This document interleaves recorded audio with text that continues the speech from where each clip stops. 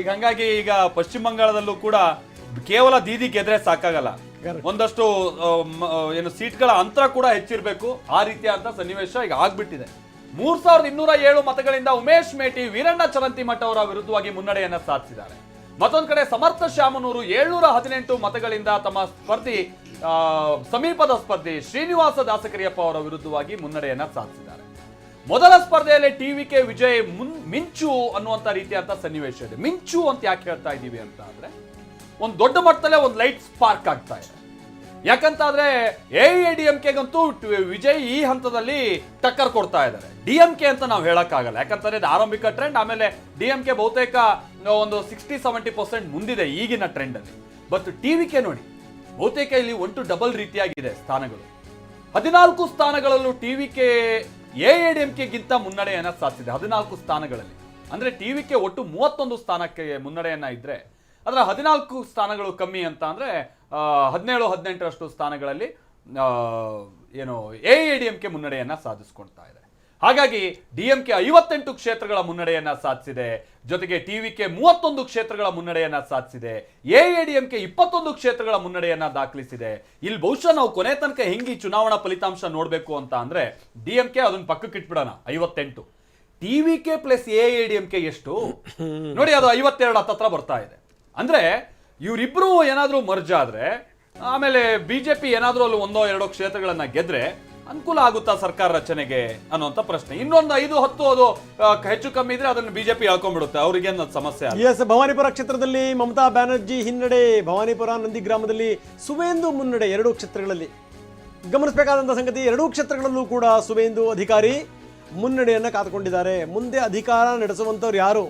ಇದೇ ಅಧಿಕಾರಿನ ಅಥವಾ ಮತ್ತೆ ಮಮತಾ ಬ್ಯಾನರ್ಜಿಗೇನೇ ಅವಕಾಶ ಸಿಗುತ್ತಾ? ಈ ಬಾರಿ ಬಹಳ ಹಣಾಹಣಿ, ಬಹಳ ಕುತೂಹಲ ಕೆಲ್ಲಿಸಿರುವಂಥ ರಾಜ್ಯ ಅಂತಂತಂದರೆ ಅದು ಪಶ್ಚಿಮ ಬಂಗಾಳ. ಇನ್ನು ಬಾಗಲಕೋಟೆಯಲ್ಲಿ ಮೊದಲ ಸುತ್ತಿನ ಮತ ಎಣಿಕೆ ಮುಕ್ತಾಯ ಆಗಿದೆ. ಬಾಗಲಕೋಟೆ ಮತ್ತು ದಾವಣಗೆರೆ ಎರಡೂ ಕಡೆಗೆ ಕಾಂಗ್ರೆಸ್ ಮುನ್ನಡೆ, 6106 ಮತಗಳು. ಎಸ್, ಒಳ್ಳೆ ನಂಬರನ್ನೇ. ಬಾಗಲಕೋಟೆಯಲ್ಲಿ ಮೊದಲ ಸುತ್ತಿನ ಮುನ್ನಡೆ ಇದು. 6106 ಮತಗಳಿಂದ ಉಮೇಶ್ ಮೇಟಿ ಮುನ್ನಡೆಯನ್ನು ನೋಡ್ತಾ ಇದ್ದಾರೆ. ವೀರಣ್ಣ ಚರಂತಿಮಠ ಅವರಿಗೆ 2800 ಚಿಲ್ಲರೆ ಮತಗಳು ಬಂದಿವೆ. ಇನ್ನು ಸ್ಟಾಲಿನ್ ವಿರುದ್ಧ ಟಿವಿಗೆ ಅಭ್ಯರ್ಥಿ ಬಾಬು ಮುಂದುವರಿತಾನೆ ಇದ್ದಾರೆ, ಮುನ್ನಡೆಯನ್ನು ಕಾಣ್ತಾನೆ ಇದ್ದಾರೆ. ಕೊಳತ್ತೂರು ಕ್ಷೇತ್ರದ ವಿವರಗಳನ್ನು ನಾವು ನಿಮಗೆ ಕೊಡ್ತಾ ಇದ್ದೀವಿ. ಸ್ಟಾಲಿನ್ ಹಿನ್ನಡೆ, ಇನ್ನೊಂದು ಕಡೆಗೆ ಮಗ ಮುನ್ನಡೆಯನ್ನು ನೋಡ್ತಾ ಇದ್ದಾರೆ. ಸೊ ಇದು ಸಂಗತಿ. 2 ರಾಜ್ಯಗಳು ಬಹಳ ಕುತೂಹಲ ಕೆರಳಿಸಿರುವಂಥ ರಾಜ್ಯಗಳು. ಒಂದು ತಮಿಳುನಾಡು ಬಿಕಾಸ್ ಆಫ್ ವಿಜಯ್ ಎಂಟ್ರಿಯಿಂದ, ಇನ್ನೊಂದೇನು ಅಂದರೆ ಪಶ್ಚಿಮ ಬಂಗಾಳ. ಪಶ್ಚಿಮ ಬಂಗಾಳದ ಬಿಡಿ, ಒಂದು ಲೆಕ್ಕದಲ್ಲಿ ಏನಂದರೆ ಈ ಬಾರಿ ಆಗುವಂಥ ಚುನಾವಣೆ ಇದೆಯಲ್ಲ, ಅದು ಪಶ್ಚಿಮ ಬಂಗಾಳದ ಭವಿಷ್ಯವನ್ನು ನಿರ್ಧಾರ ಮಾಡುತ್ತೆ, ನೋ ಡೌಟ್. ಸ್ಟಾಲಿನ್ ವಿರುದ್ಧ ಬಾಬು ಅವರು ನೋಡಿ, ಟಿವಿಕೆಯ ಕೆಲ ಸ್ಟ್ರಾಟಜಿಗಳು ಹೇಗಿತ್ತು ಅನ್ನುವಂತಾನೆ, ಕೇವಲ ಓರ್ವ ಸಿನಿಮಾ ನಟ ಇವ್ರು ಏನ್ ಮಾಡ್ಬಿಡ್ತಾರೆ ಅನ್ನುವಂಥದಕ್ಕಿಂತ ಕೆಲ ಸ್ಟ್ರಾಟಜಿಗಳನ್ನ ಹೆಣೆದಿದ್ದಾರೆ. VS ಬಾಬು ಅವರು 2006ರಲ್ಲೇ ಅವರು ಶಾಸಕರಾದಂಥವ್ರು, ಡಿಎಂಕೆ ಇಂದ ಸ್ಪರ್ಧೆ ಮಾಡಿ ಶಾಸಕರಾದಂಥವ್ರು, ಒಬ್ಬ ಡಿಎಂಕೆಯ ಅಭ್ಯರ್ಥಿ VS ಬಾಬು ಅವರು. ಅವರನ್ನ ಟಿವಿಕೆಗೆ ಸೇರಿಸ್ಕೊಂಡು ಈ ಬಾರಿ ಸ್ಟಾಲಿನ್ ವಿರುದ್ಧವಾಗೇ ಬಿಟ್ರು. ಒಂದು ಹಂತದಲ್ಲಿ ಮುನ್ನಡೆ ಕಾಣ್ತಾ ಇದೆ. ಅದೊಂದು ಸ್ಟ್ರಾಟಜಿ ವರ್ಕೌಟ್ ಆದಂತ ರೀತಿಯಾಗಿ ಕಾಣ್ತಾ ಇದೆ.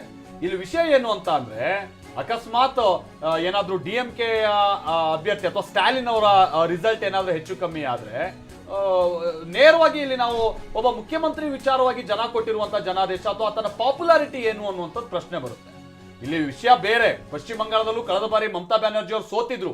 ಅವರು ನಂದಿಗ್ರಾಮ ಕ್ಷೇತ್ರದಿಂದ ಸೋತಿದ್ರು. ಬಟ್ ಅದು ಅವ್ರ ಕ್ಷೇತ್ರ ಆಗಿರ್ಲಿಲ್ಲ. ಅವರು ಟಕ್ಕರ್ ಕೊಡೋದು ಕಾರ್ಯಕರ್ತರಲ್ಲಿ ಒಂದು ಹುಮ್ಮಸ್ಸನ್ನ ಹುಟ್ಟಿಸ್ಬೇಕು ಅನ್ನುವಂಥ ನಿಟ್ಟಿನಲ್ಲಿ ಅವ್ರು ತಮ್ಮದಲ್ಲದ ಕ್ಷೇತ್ರಕ್ಕೆ ಹೋಗಿ ನಿಂತು ಅಲ್ಲಿ ಸೋತ್ರು. ಅದೊಂದು ಹೋರಾಟದ ಮನೋಭಾವನೆ.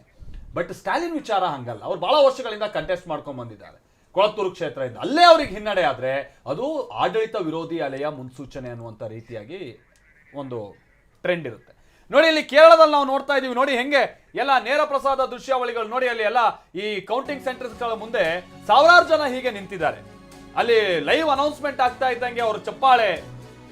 ಮಲಪ್ಪುರಂ ಭಾಗದಲ್ಲೆಲ್ಲ ಬಿರಿಯಾನಿ ರೆಡಿ ಮಾಡ್ಕೊಂಡಿದ್ದಾರೆ.